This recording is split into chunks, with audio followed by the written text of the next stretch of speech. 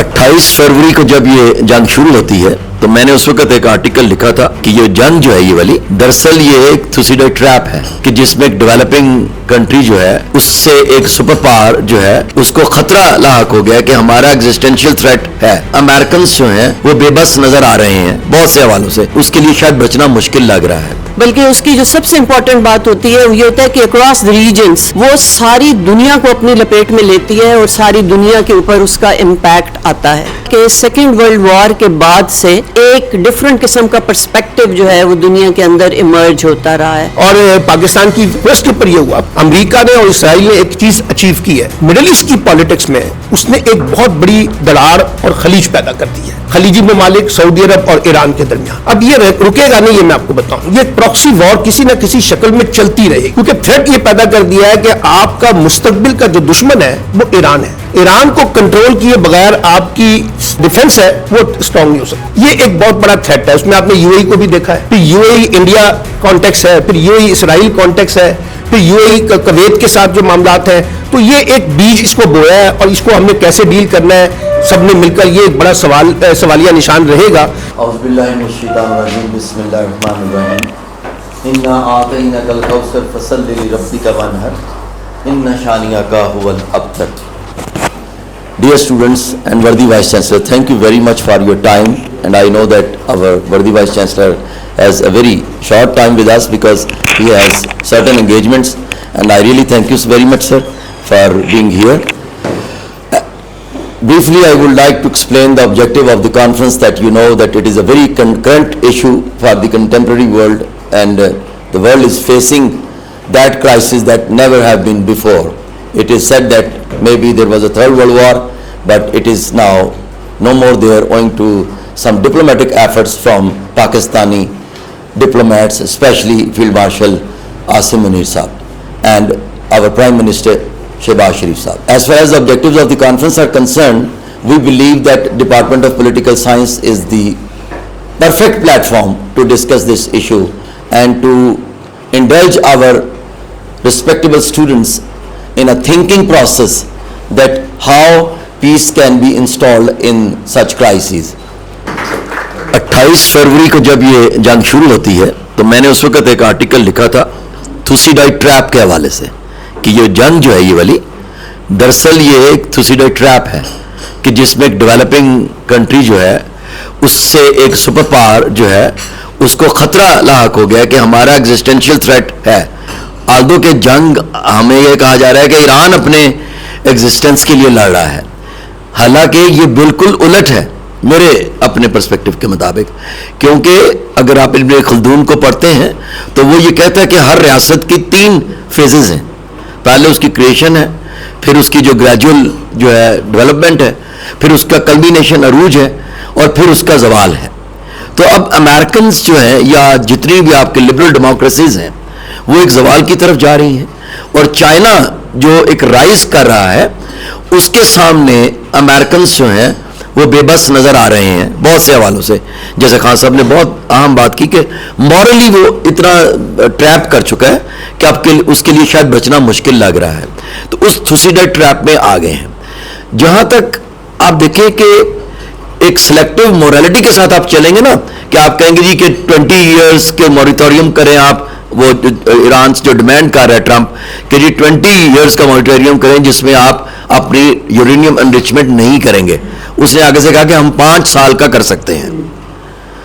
अब आप कैसे कह सकते हैं कैसे कंट्री को, जबकि आपके पास दुनिया के रशिया के बाद सबसे ज्यादा न्यूक्लियर डिवाइसेस हैं, या इजराइल जो है वो एनरिचमेंट कर सकता है, या कोरिया जो है वो एनरिचमेंट कर सकता है, दूसरे कंट्रीज एनरिचमेंट कर सकते हैं, लेकिन ईरान नहीं कर सकता अपने एग्जिस्टेंस के लिए।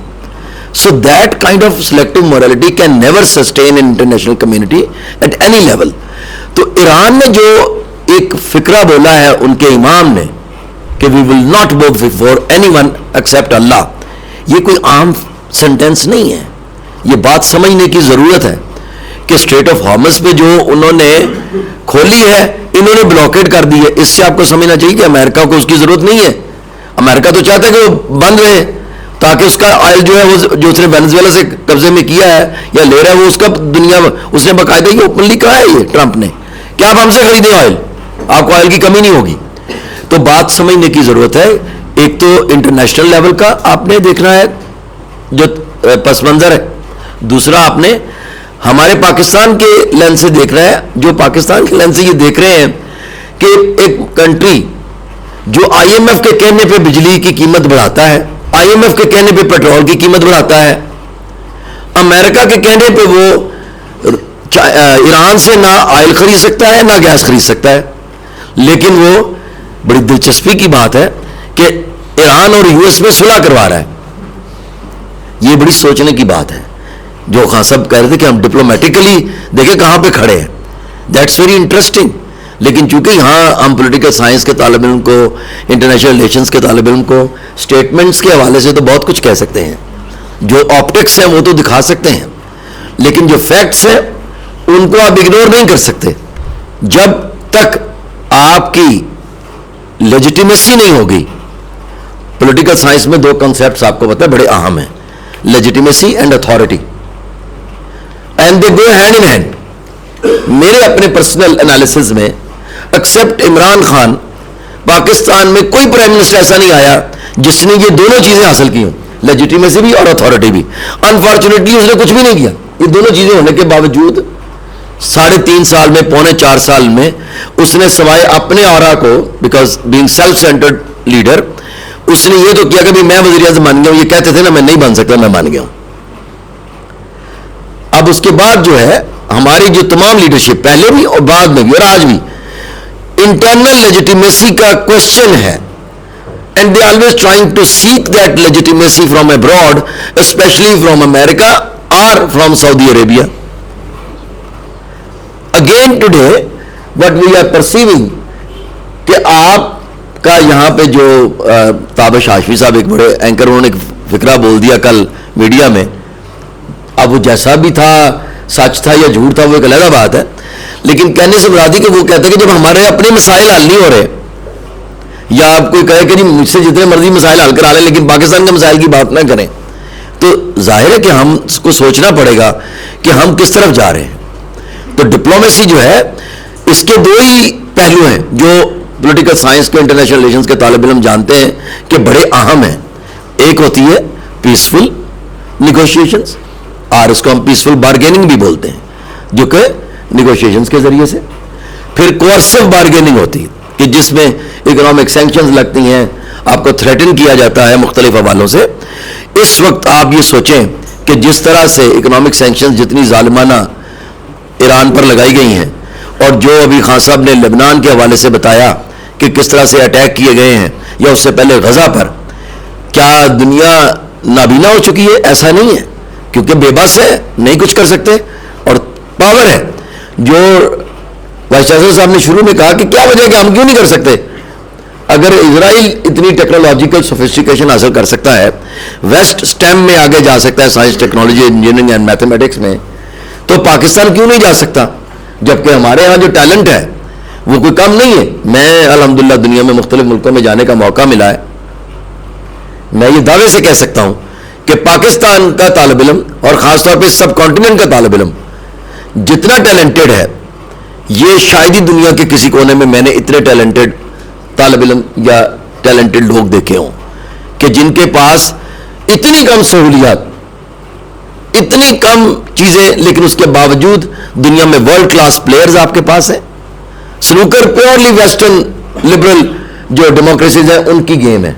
اسکواش جو ہے ہم نے اس وقت دنیا میں جھنڈے گاڑے ہیں کہ جب دنیا میں اسکواش جو ہے ایک پیورلی ویسٹ کی گیم تھی, اس کا تعلق ہی نہیں تھا اس ریجن کے ساتھ, لیکن وہ ریکارڈز اتنے بڑے ہیں کہ شاید اگلے 100 سال تک بھی وہ ریکارڈز, 100 سال کیا مجھے نہیں لگتا کہ وہ کبھی ٹوٹ سکتے ہیں. ٹیلنٹ کی بات کر رہا ہوں آپ کے ہاں, ہاکی دنیا میں, کرکٹ کی دنیا میں, اسپورٹس, نیم اینی اسپورٹس, پوری دنیا میں جو ٹیلنٹ ہے وہ آپ کو اس ملک سے خاص طور پہ اور اس خطے سے نظر آئے گا. تو اس لیے میں کہہ رہا ہوں کہ انٹرنلی اس لینس سے بھی دیکھیں. آپ کے پولیٹیشنز جیسے بھی ہیں, میں آپ کو کہوں گا کہ بڑے ٹیلنٹڈ ہیں. انہوں نے دنیا کو جس طرح سے آگے لگایا ہوا ہے, جس طرح سے ان کو انہوں نے اس بات پہ قائل کر لیا ہے کہ کہ ہمارے بغیر آپ نہیں چل سکتے.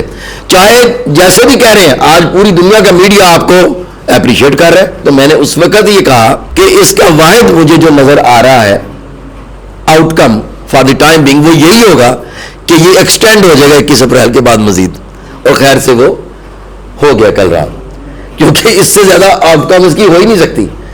اس کی وجہ کہ جو امریکہ ہے وہ اتنا انپریڈکٹیبل ہے کہ نیگوشیشنز کے نام پہ وہ جو گیم کرنا چاہ رہا تھا وہ ایرانین نروز, اسٹرانگ نروز کی وجہ سے وہ نہیں کر سکا, کیونکہ دنیا کو وہ ڈراتے رہے ہیں, جیسے کہ ڈاکٹر صاحب نے ابھی کہا کہ نروز کی گیم ہے.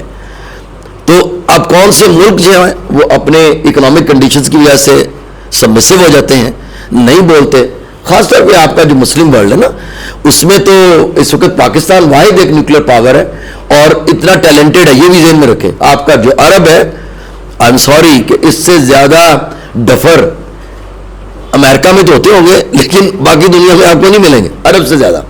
اتنے یہ باقاعدہ کہنا چاہیے کہ ان کو کچھ پتہ نہیں ہے, ان کی عقل اور وزڈم ان کے ہاں نہیں ہے. پیسہ ان کے پاس بہت ہے, تو وہ پنجابی کہتے ہیں جسے کاردانے تھے وہ نیانے میں سے آنے. تو اصل عرب کے اندر جو آپ کو وزڈم نظر آتی ہے وہ ان کے پیسے کی وجہ سے نظر آتی ہے.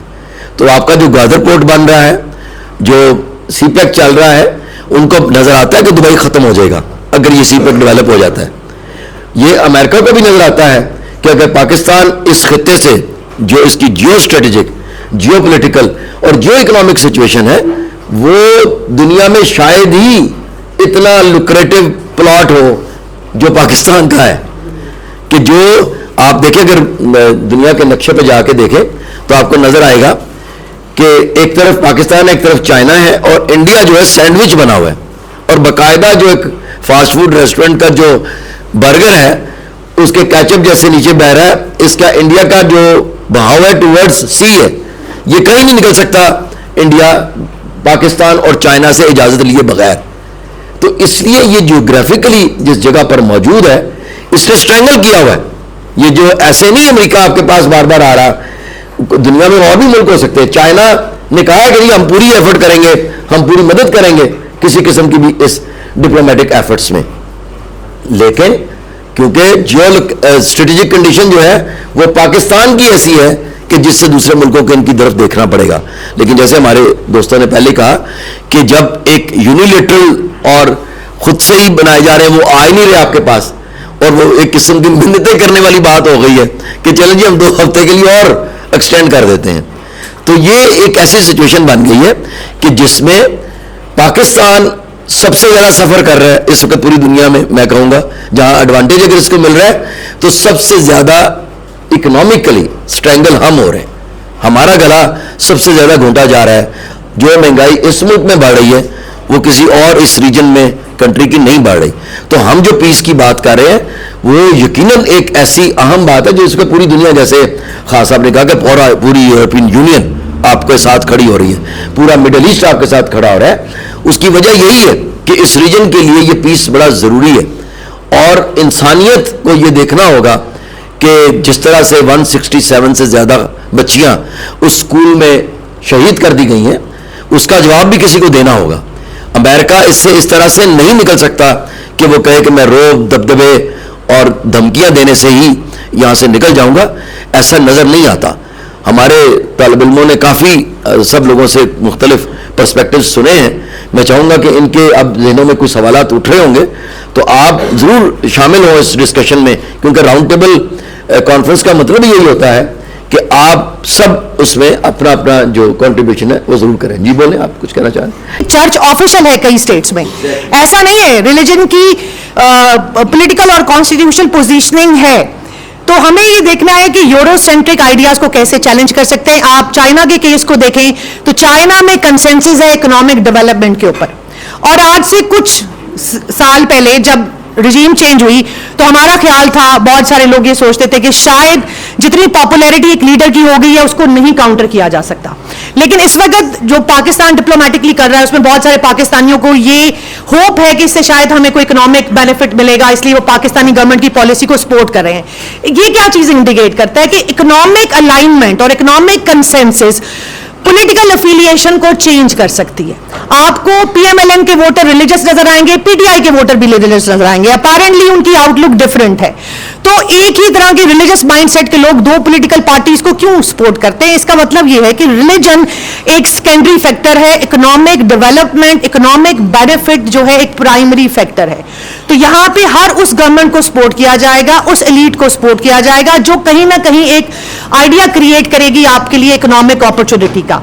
अब यहां पे क्वेश्चन ये कि क्या ये इकोनॉमिक अपॉर्चुनिटी पाकिस्तान के लिए क्रिएट होगी? तो यहां पर क्या उसको डिसेंट्रलाइज होगी? नहीं होगी। अगेन उसमें हम पावर डिपेंडेंस को देखेंगे और ट्रेंड एंड टेंडेंसीज को देखेंगे कि पावर सेंटर अगर आप फॉर एग्जांपल एक छोटी सी यूनिवर्सिटी में देख लें, आपने अभी यहां पे देखा कि यहां पे एक हायरार्कियल सिस्टम है, आप उसी को फॉलो करते हैं पावर के कॉन्टेक्स्ट में, और यही चीज एक यूनिवर्सिटी के लेवल पे फॉलो की जाएगी, यही चीज आपके घर में फॉलो की जाएगी। आप अपने घर में देखिए कौन पावरफुल है और वो कॉन्फ्लिक्ट को रिजॉल्व कैसे करता है। वो कॉन्फ्लिक्ट को फोर्स के जरिए रिजॉल्व करेगा, एग्रेशन के जरिए रिजॉल्व करेगा, कोहिजन के जरिए रिजॉल्व करेगा। आप अपने घर में देखेंगे कि जो डायलॉग के जरिए रिजॉल्व करने की कोशिश करेगा वो कॉन्फ्लिक्ट को, तो पावर का वो डायनेमिक बहुत इंपॉर्टेंट है।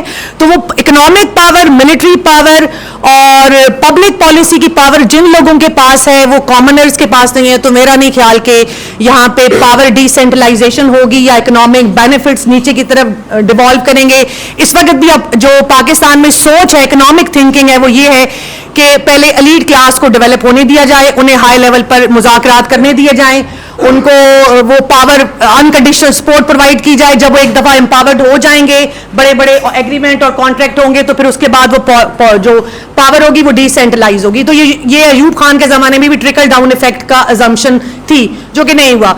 तो मेरा ख्याल है कि as a student of political science, rather than suggesting peace and other solutions, I think we should go for study how narrative works, क्योंकि पाकिस्तान के पास इस वक्त इकोनॉमिक और मिलिट्री पावर नहीं है, और जो पावर हमारे पास नैरेटिव की पावर है, हम उसी को पावर को इस्तेमाल कर सकते हैं। Thank you very much.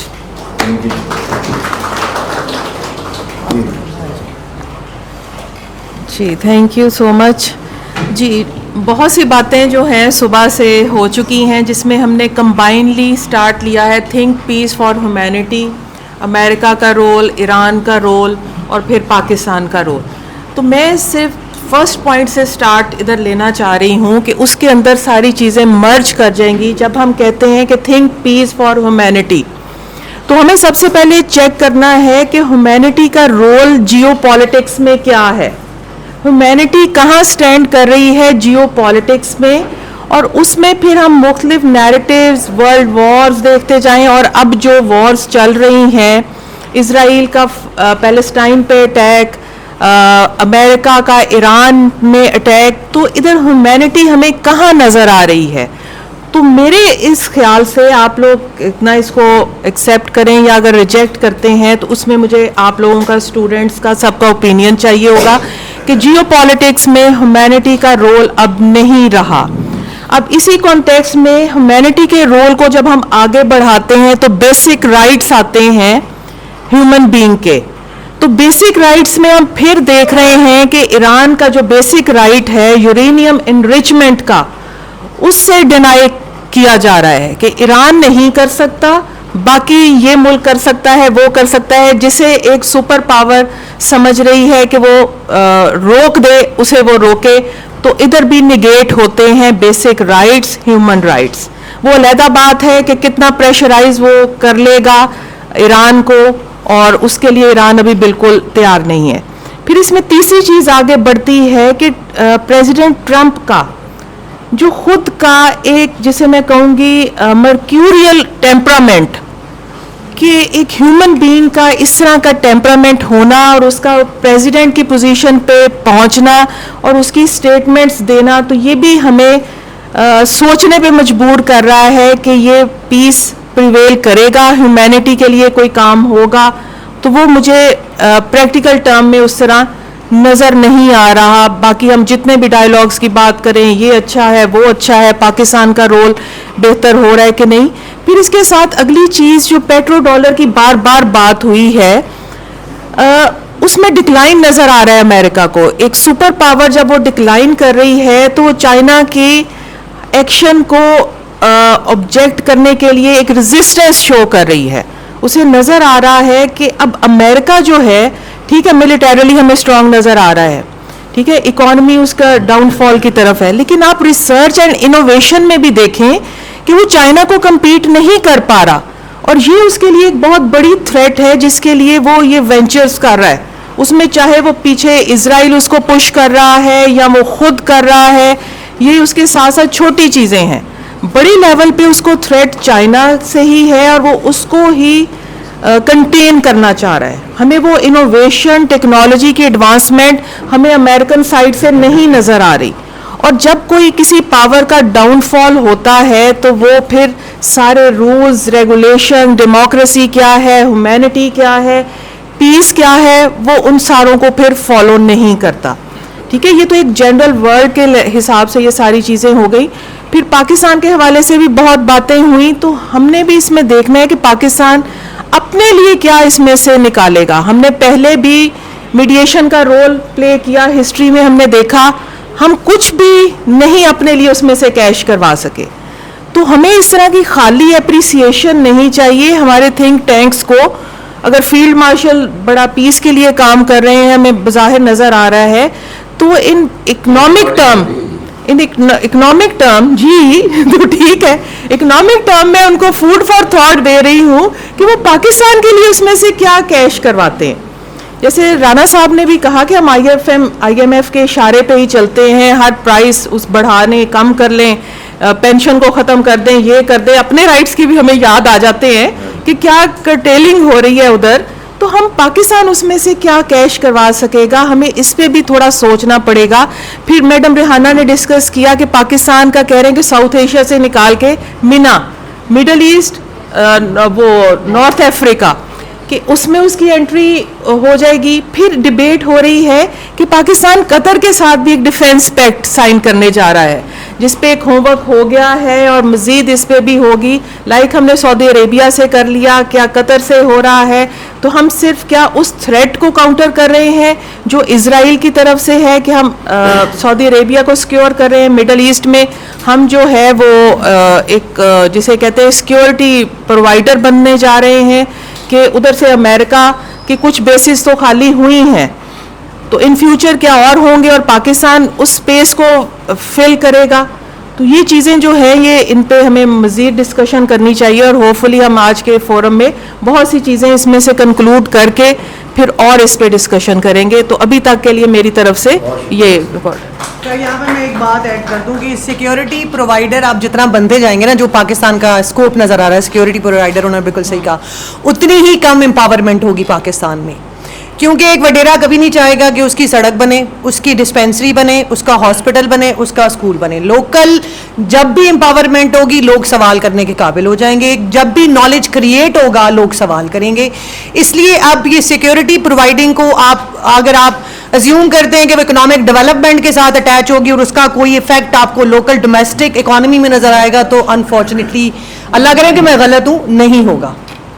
बहुत शुक्रिया जी. अब मैं चाहूँगा कि हमारे साथ नज़ीर साहब हैं, एडिशनल फॉरेन सेक्रेटरी रहे हैं, और इनसे हम ज़रा लेंगे इस हवाले से कोई इनपुट कि अभी जो सवाल उठाए हैं इन ख़वातीन ने. वैसे तो मैं बता दूं कि मिना में जाए बगैर तो आपका हाजी कबूल नहीं होता, तो मिना में तो हम जाएंगे ही. हाँ, अच्छा सर, ये आप चाहे जिस तरह मर्जी मिना ले जाएं, हम तो वही कहेंगे. तो नज़ीर साहब प्लीज़ ज़रा. जी बिस्मिल्लाहिर्रहमानिर्रहीम. बहुत शुक्रिया. Nation state as a concept by definition is a predator. अगर हम इसको बुनियाद बना के सारी डिस्कशन करें तो शायद नतीजा कुछ और निकलेगा, पॉलिसी कुछ और निकलेगी, और जो भी स्ट्रेटेजाइज आप करेंगे कुछ और तरह करेंगे. जो डिस्कशन इस वक्त मीडिया पे हो रही है वो मेरे ख्याल में किसी उसका कोई थ्योरेटिकल बेस नहीं है. हम टूर कर लेते हैं, बार बार टूर कर रहे हैं, ये हो गया, वो हो गया, इधर गया, उधर गया. अगर आप प्रीडेटर को रखें सामने कि एक स्टेट ने अपनी पावर को मैक्सिमाइज करना है और अगर उसको मौका मिलेगा तो वो दूसरी स्टेट को सॉल्व करेगा. This the beginning. अब एज्यूम बिल्कुल ना करें कि प्रेसिडेंट ट्रंप जो है प्लेट पे रख के हमें कुछ दे देगा, या अफगानिस्तान को देख लें, अफगानिस्तान की जितना कुछ हमने किया मेरा ख्याल में इतना शायद किसी मुल्क ने किया होगा पहले। अभी भी कर रहे हैं। मैं आपके सामने बैठा हूँ, मैं प्रिवी हूँ जब एंटी सोवियत कैंपेन लॉन्च हुई, ब्रेजिन्स्की आए, you know as a diplomat I can only share some episodes. तो ब्रेजिन्स्की को हम लेके चले गए तरखम पे, उनको एक गन दी गई और अफगानिस्तान की तरफ करके उन्होंने एक शॉट किया। दैट वाज इंडिकेशन कि आज से एंटी सोवियत कैंपेन शुरू हुई है। वही कब ख़त्म हुई? जब सोवियत यूनियन ख़त्म हो गया। वही सोवियत यूनियन अमेरिका के साथ मिलकर बहुत से कुछ और काम करेगा। यही चाइना को हमने इंट्रोड्यूस करवाया, आपने जिक्र किया उसका। अब वही चाइना उसी अमेरिका के साथ कंपटीशन में होगा।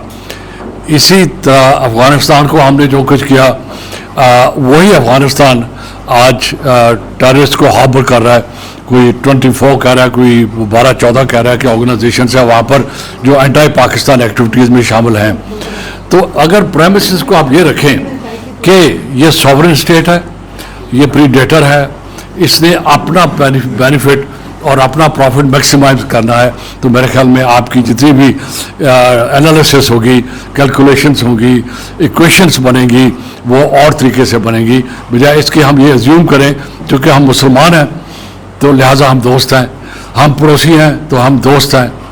आया कि ईरान यहाँ चूँकि एकेडमिक डिस्कशन हो रही है, कोई प्रेजुडिस कोई बायस नहीं है। जब ईस्ट पाकिस्तान ख़त्म हुआ, सॉरी ईस्ट पाकिस्तान अलहदा हुआ, शाह ईरान ने पाकिस्तान को, भुट्टो को ये कहा कि why don't we go for confederation. उनका मकसद था कि Pakistan as a state alone sustainable नहीं है, तो लिहाजा आप क्यों ना हमारे साथ मिल जाओ। That was a conditioning attitude. और आज जो कुछ हो रहा है हमारे सामने है, और कल अगर ये रिवर्स नहीं होगा तो मेरे ख्याल में मैं सरप्राइज होऊंगा। मेरा ये चूँकि फील्ड नहीं है, I am here only to listen and learn, ताकि मैं इनको, राणा साहब को पता है टीवी वाले मुझे मौका देते रहते हैं, तो मैं इधर उधर से आइडियाज़ लेके आपके आइडियाज़ को ब्रॉडकास्ट करता रहता हूँ।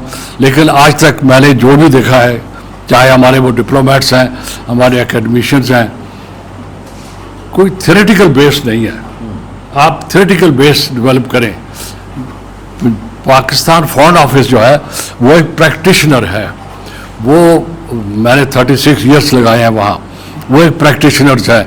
उनके पास कैपेसिटी नहीं है थ्योराइज करने की, उनके पास कैपेसिटी नहीं है बेसिक लॉजिक डेवलप करने के लिए, उनके पास कैपेसिटी भी नहीं है और शायद टाइम भी नहीं है, नॉलेज भी नहीं है उनका।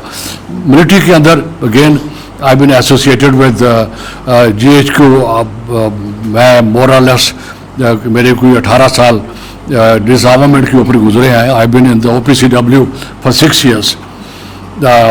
आपको इल्म है, I wrote export control law Pakistan का, and I develop the export control list. ये वो प्रैक्टिकल काम है सारे के सारे, जो थ्योरेटिकल बेस जब तक मेरे ख्याल में नहीं आएगा, हमारे यहाँ स्टेबिलिटी भी नहीं आएगी पॉलिसी की, और एग्जीक्यूशन तो खैर मेरे ख्याल में आगे पीछे होती रहती है, depending on who is at the helm of affairs. तो मेरी राणा साहब सबमिशन यही है कि डू यू एक्सेप्ट कि एक sovereign state is a predator, जैसे आपने फरमाया कि उनका बेसिक राइट है, no it is their sovereign right. Iran का सॉवरेन राइट है कि वो इनरिचमेंट करें। आइए ये कि वो मेंबर हैं, लेकिन NPT साइन करके उन्होंने अपने हाथ बांध दिए हैं। इसके ऊपर we have to be fair again कि वो ये नहीं कर सकते। पाकिस्तान ने हर किस्म की हार्डशिप सही, लेकिन NPT के ऊपर साइन नहीं किया, FMCT के ऊपर साइन नहीं किया। आपके सामने मैं बैठा हूँ, हमने हर लिहाज से रजिस्ट किया उसको, अपने बॉसेस को समझाया, उनको थ्योरीज बताई, मिनिस्टर्स को बताया कि नहीं करेंगे, नहीं होना चाहिए।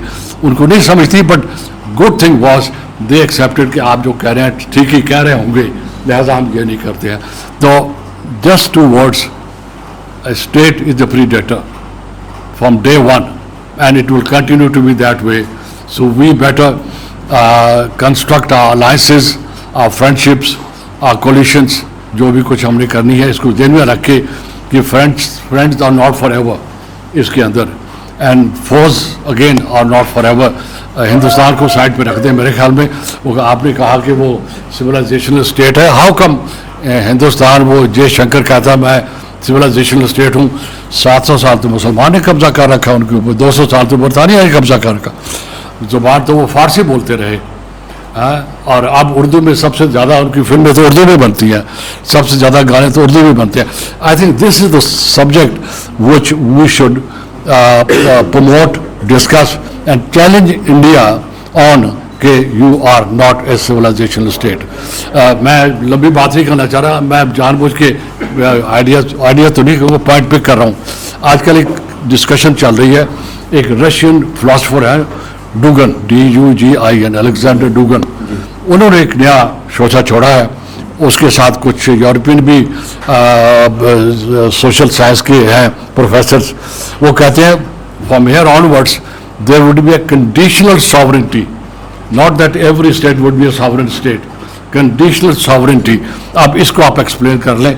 इसके अंदर थ्रेट है कि वो स्टेट को सॉवरेन माना जाएगा जिनके पीछे सिविलाइजेशन है. Iran for that matter, Russia civilized. Even America is not a civilizational state. So there's a lot of things to be discussed, by the way. And by the way, thank you very much for coming. And Rana Sahab, thank you for organizing this one. Over to you. I didn't want to make a statement, but I thought just to share a few thoughts with you. I'll keep coming in. जहाँ मैं समझता हूँ कि चीज़ें ज़रूरी हैं, लेकिन हमें निकलना होगा थ्योरी से बाहर. वो थ्योराइजिंग एक और चीज़ है, लेकिन ये जो हम सिंपल बात कर लेते हैं और एक टूर ले लेते हैं, बार बार टूर लेते हैं, मेरे ख्याल में इससे बाहर निकलना होगा. इशू स्पेसिफिक बात होनी चाहिए. आया कि जैसे आपने कहा हमें कोई फ़ायदा होगा या नहीं होगा कि अगर हम अलायंस में जाते हैं, सिक्योरिटी की होगा, इकोनॉमिक का होगा, सिविलाइजेशन जो चीज़ें आ रही हैं. मिसाल तो Sino Islamic civilisation is emerging. This what the new concept is. Can this survive, how it can survive, क्या हम कर सकते हैं.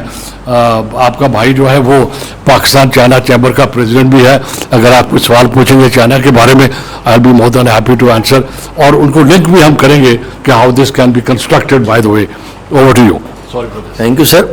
बहुत अहम पॉइंट्स जो है वो नज़ीर साहब ने उठाए हैं, और इन्हीं को आप ज़रा सोचें भी साथ साथ कि जो ये पीस प्रोसेस हो रहा है. और मैं चाहूँगा कि आप स्टूडेंट्स जो है ना, ये इस तरह ना बैठें कि जी बातचीत का हिस्सा ना बने और सिर्फ सुनने पर ही रहें. They should talk about something कि उन्होंने क्या सोचा है. Sir, if you allow me, I'll respond to this question and then add a couple of things, if that's okay. Sure. The reason being because I think VC Saab sort of caught me off guard, so I wasn't prepared at the time. I had no idea. But nevertheless, I did mean what I said in relation to we being wary of how this can translate into Pakistan as well. I think at the same time, I understand, yes, you know, if you're going to use a pretext, you're going to use a pretext anyway. It doesn't matter what kind of pretext you use. But then again, there are certain limitations. They are also again confined by certain code of conduct as well. So we have seen again the European countries criticize the American and Israeli invasion of Iran, but at the same time, they wouldn't go so far as to actually approve the Iranian regime as well. They do criticize it as well.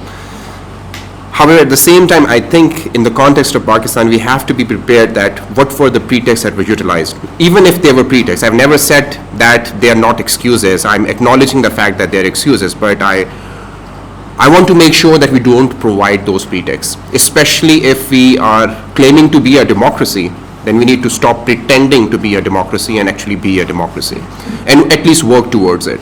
So you take away the pretext. And I think that in the context of Israel's greater hegemonic ambitions, I wouldn't be surprised that if the same logic that is being applied to Iran right now is applied to Pakistan in the future as well, because this is how you essentially start, regardless of the fact that you look at it through the realist lens or the constructivist lens. By realist and constructivist, I mean in terms of balance of power or power dynamics, and by means of constructivism, I'm talking about essentially identity politics. I had a couple of observations, sir, which I pointed out, and I think it was my first time listening to Madam Sadia, and I really liked what you said. I enjoyed it, especially in relation to, again, when you're talking about narrative and construction of narratives. I do think, yes, construction of narratives, generally speaking, is extremely crucial.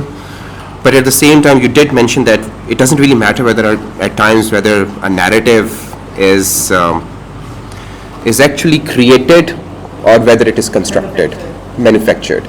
So implying that it doesn't matter whether or not. Is it discourse or narrative?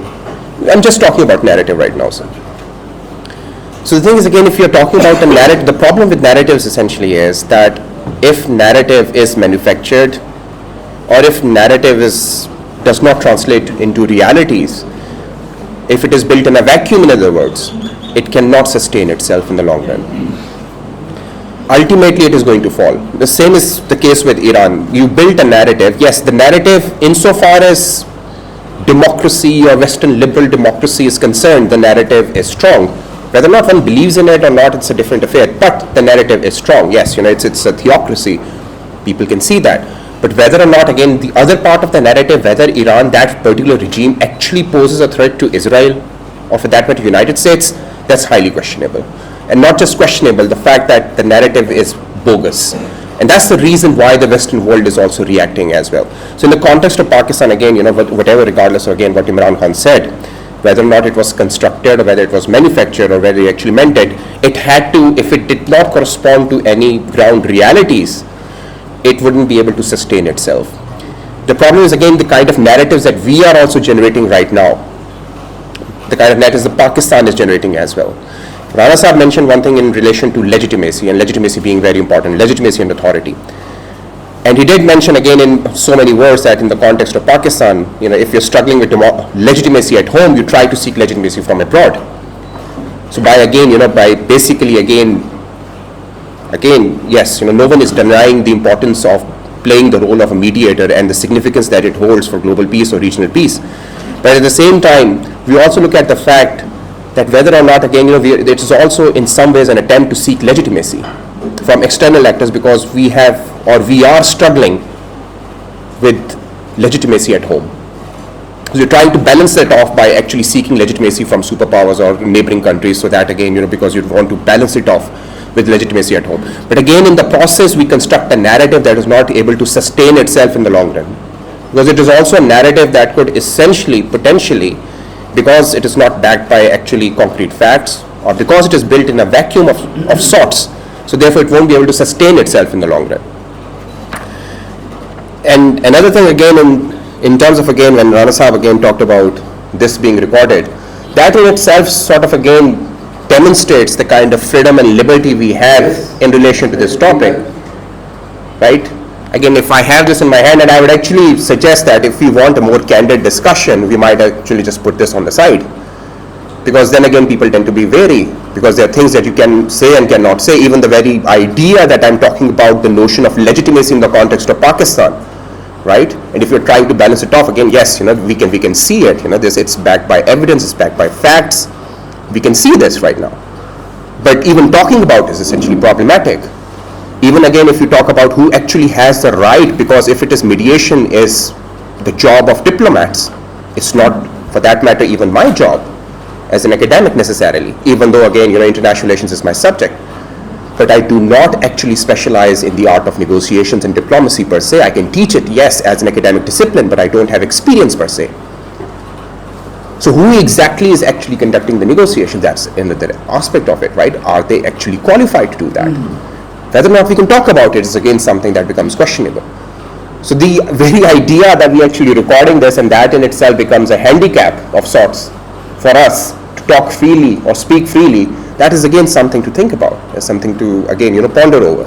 What kind of freedom do we have? And I do actually encourage the idea that we could actually put this on the side and talk more freely and independently, so that we can again so that again we can talk more freely as well, and talk more candidly, and our students for that matter can also again ask questions without any fear of intimidation, or the fact that they feel that if the question is controversial, they won't ask it because it's being recorded. So they might as well have that freedom.